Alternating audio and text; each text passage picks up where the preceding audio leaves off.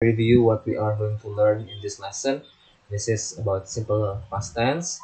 So we are going to learn simple past tense in two kind of form. Yeah, the first is verbal sentence and also non-verbal sentence with to be.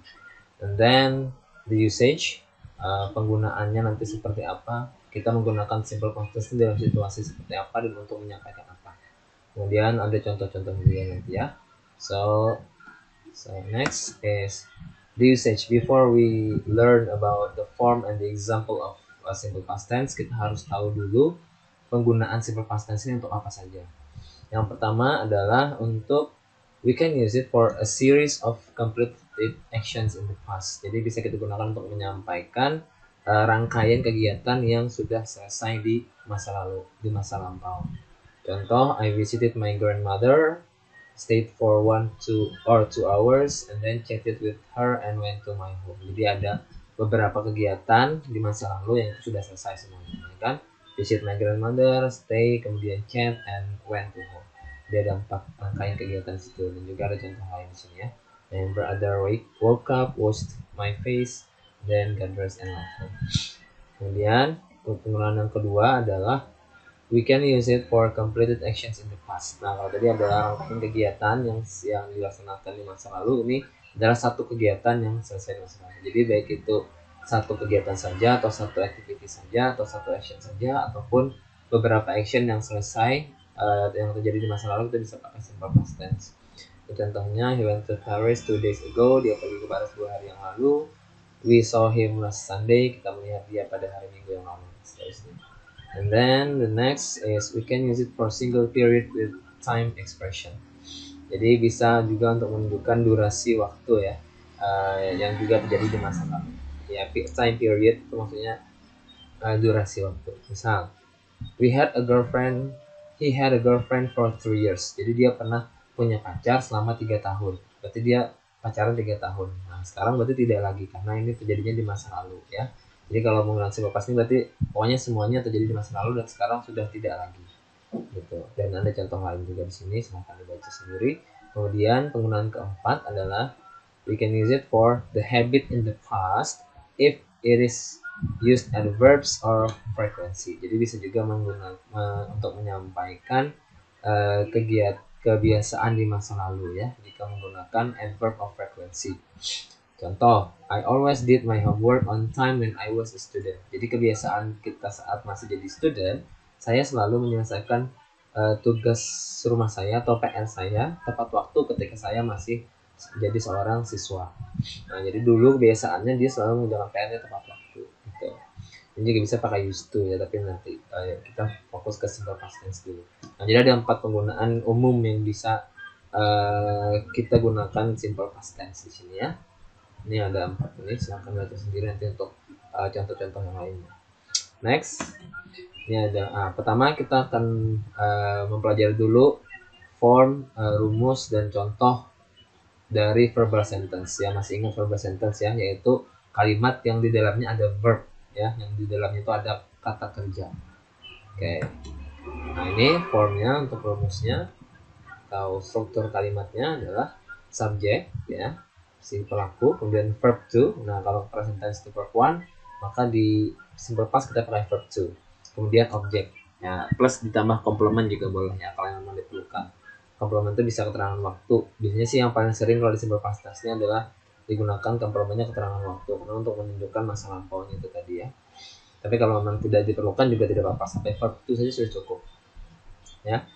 Yang kedua untuk yang negative form itu subject ditambah did not. Nah, bedanya dengan present ya. Kalau present tense itu kemarin dia do not atau does not tergantung subjeknya. Kalau ini dia did not, apapun subjeknya dia selalu did not ya. Kemudian ditambah verb 1. Nah, jadi verbnya kalau di negatif itu jadi ke verb 1 berubah, tidak lagi verb 2 ya.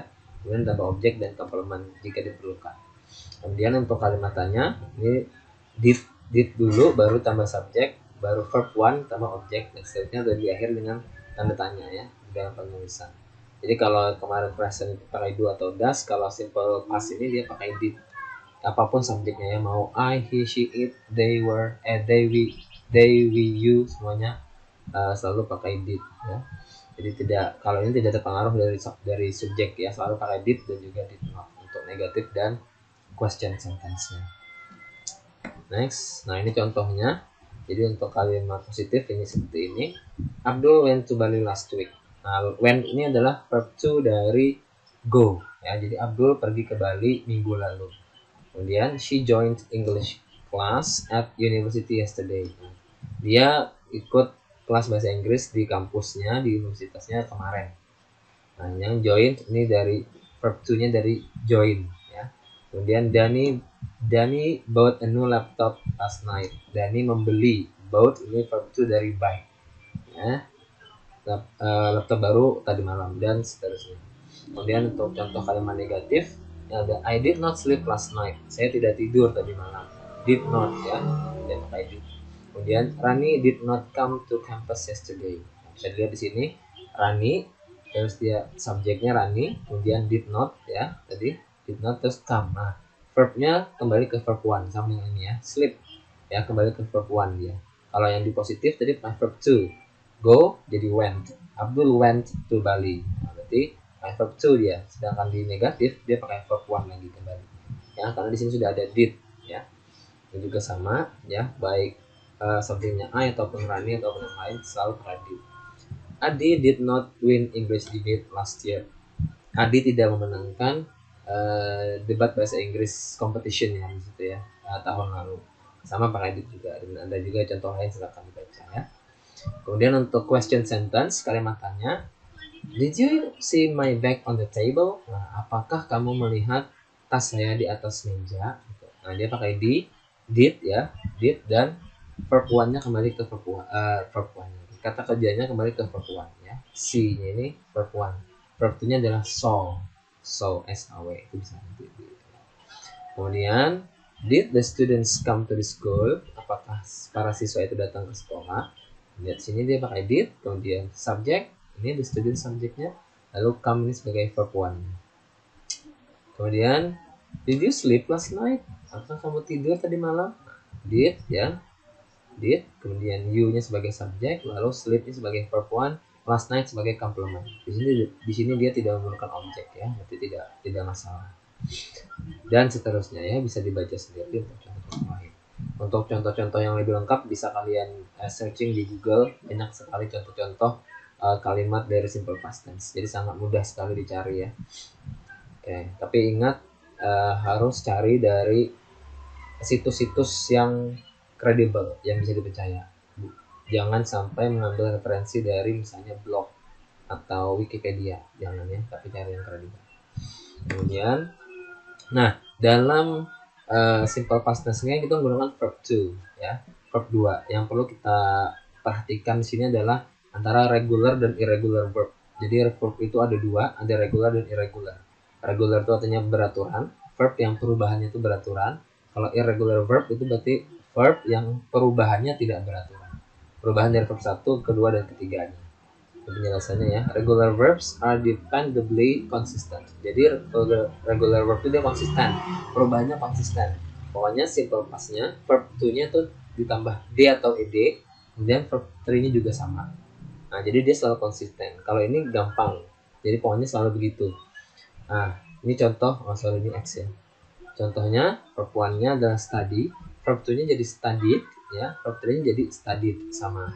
Kemudian ini, verb 1-nya watch, verb 2-nya jadi watched, and verb 3-nya jadi watched juga sama. Nah, kalau ini perubahannya gampang. Cuma yang perlu kita perhatikan adalah mengetahui sebuah kata itu dia regular atau irregular. Kemudian, nah, irregular verb ini dia perubahannya tidak konsisten, tidak beraturan. Jadi the simple past and past participle ya, verb 2 dan verb 3-nya can end in a variety of ways. Jadi verb 2 dan verb 3-nya bisa berubah jadi bentuk yang tidak beraturan, yang bervariasi gitu. Jadi ini tidak ada rumusnya, tidak ada formulanya. Kita perlu mengetahui dan menghafal kalau diperlukan ya. Contoh, verb 1-nya eat, verb 2-nya jadi ate, verb 3-nya jadi eaten. Nah, kenapa begitu? Ya tidak ada penjelasan karena dia tidak beraturan ya. Kemudian ini go itu kan artinya pergi ya, go, verb 2-nya jadi went, verb 3-nya jadi gone ya. Jadi perubahannya itu sama sekali tidak bisa ditebak, tidak tidak bisa diprediksi. Jadi kita benar-benar harus memahami, mengetahui, dan kalau perlu dihafal untuk irregular verbs. Nah, di sini sudah saya cantumkan halaman situs untuk kalian bisa melihat daftar yang sangat banyak sekali untuk regular verb untuk memudahkan kita dalam memahami apa itu regular verb. Coba kita klik di sini ya.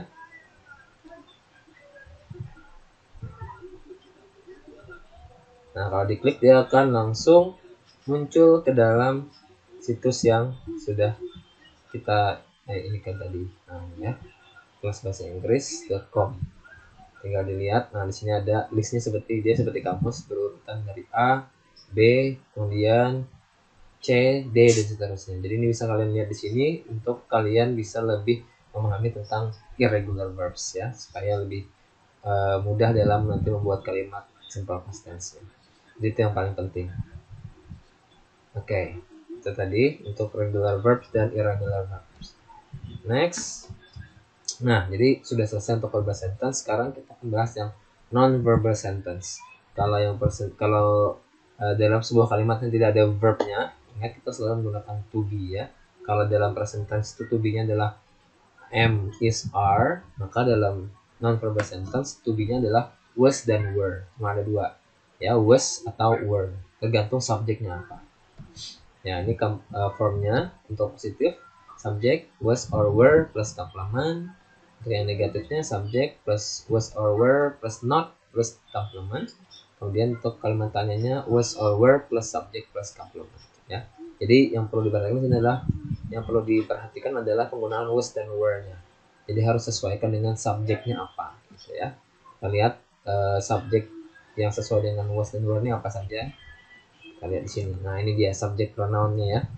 Jadi kita pakai was apabila subjeknya adalah I, saya, he, dia laki-laki, she dia perempuan, atau it ya bisa benda, tumbuhan, atau binatang. Intinya selain dari manusia. Nah, misalnya buku, book ya, dan laptop, handphone, dan sebagainya. Kucing, cat, dan sebagainya. Jadi kalau subjeknya adalah I, he, she, atau it, maka to be-nya adalah was ya. Dan apabila subjeknya adalah you, we, they, maka subjeknya adalah were. Ya. Dan kalau misalnya dia subjeknya adalah nama orang atau benda, kalau cuma satu orang berarti maksudnya di sini was ya. Misalnya Andi, berarti Andi was. Misalnya Rizky, berarti Rizky was. Tapi kalau misalnya dua orang, misalnya Andi and Rizky, berarti were. Ya. Ingat kalau orang atau benda kalau cuma satu, maksudnya di was. Kalau dua berarti were. Misalnya book kan, book berarti was karena cuma satu. Tapi kalau books berarti bukunya lebih dari satu, maka were gitu ya. Oke, ini perlu kita perhatikan dalam non-verbal sentence untuk simple past tense adalah yang ini ya. Karena dia di sini ada perbedaan. Next, nah ini contohnya bisa dilihat sendiri contohnya di sini. Susilo Bambang Yudhoyono was the president of Indonesia. Ya, SBY adalah, tapi dulu ya, ini sama saja namanya simple past berarti dia yang sudah lalu, sekarang tidak lagi. Susilo Bambang Yudhoyono adalah presiden Indonesia dulu, kemarin, sebelumnya ya. I was born in Banjarmasin. Saya lahir di Banjarmasin. Nah, di sini dia was karena Susilo Bambang Yudhoyono sendirian ya. I juga was. Nah, kalau they were good students. Dulu mereka itu adalah siswa yang baik. Dan sekarang tidak lagi ya. Dan seterusnya. Contoh kedua, ini Arif maksudnya. Arif was not the smartest students in the class. Jadi Arif itu dulu bukan siswa tercerdas di kelas. Nah, berarti sekarang dia jadi siswa tercerdas.